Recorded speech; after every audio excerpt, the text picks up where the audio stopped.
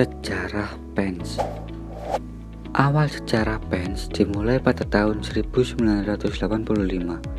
Saat itu, tim studi awal Japan International Cooperation Agency atau JICA untuk bantuan dan kerjasama teknik dikepalai oleh Profesor Ye Naito dari Tokyo Institute of Technology.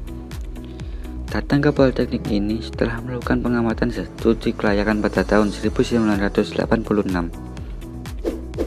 JICA menyetujui untuk memulai kerjasama teknik pada tahun 1987 dengan mengirim 5 orang pengajar ke Indonesia perguruan tinggi teknologi di Jepang. Pada tanggal 15 Maret 1988, pemerintah Jepang melalui JICA secara resmi memberikan gedung kampus kepada pemerintah Indonesia lengkap dengan berbagai peralatan pendidikan. Selanjutnya pada tanggal 2 Juni 1988, Politeknik ini diresmikan dengan nama Politeknik Elektronika dan Telekomunikasi atau PET, dan sejak saat itulah tahun ajaran dimulai.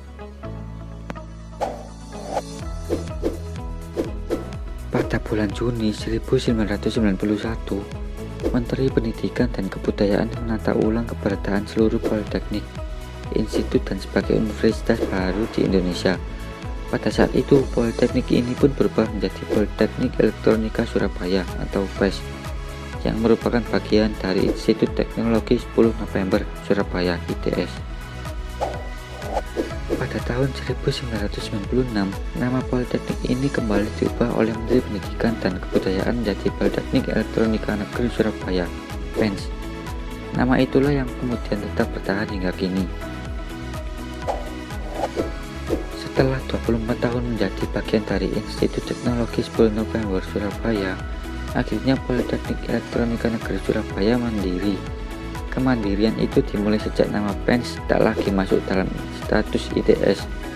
Masa transisi dilakukan pada tahun 2012 dengan berbagai perubahan, termasuk status mahasiswa dan pembukuan status baru untuk PENS.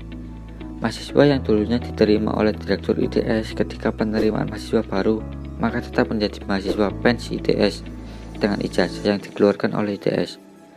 Sedangkan mahasiswa angkatan 2012 ke atas sudah tidak lagi sebagai mahasiswa ITS, melainkan menjadi mahasiswa PENS.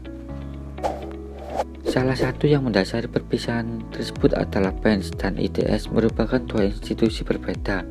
Tidak wajar apabila ada perguruan tinggi negeri di dalam perguruan tinggi negeri. Profesor Dr. Insinyur Triyogi Yuwono, DIA, selaku Rektor ITS berkata, masing-masing punya struktur yang lengkap untuk bisa dikatakan sebagai sebuah lembaga. Kalau PENS masih menjadi bagian dari ITS, ada anggapan bahwa ada institusi di dalam institusi, sebab selama ini Direktur PENS juga diangkat oleh Rektor ITS. Selain itu, kalau masih bergabung, politeknik tersebut akan sulit berkembang. Tidak bisa jadi BLU, Badan Layanan Umum. Dan sejak saat itu, PENS secara resmi menjadi politeknik yang mandiri.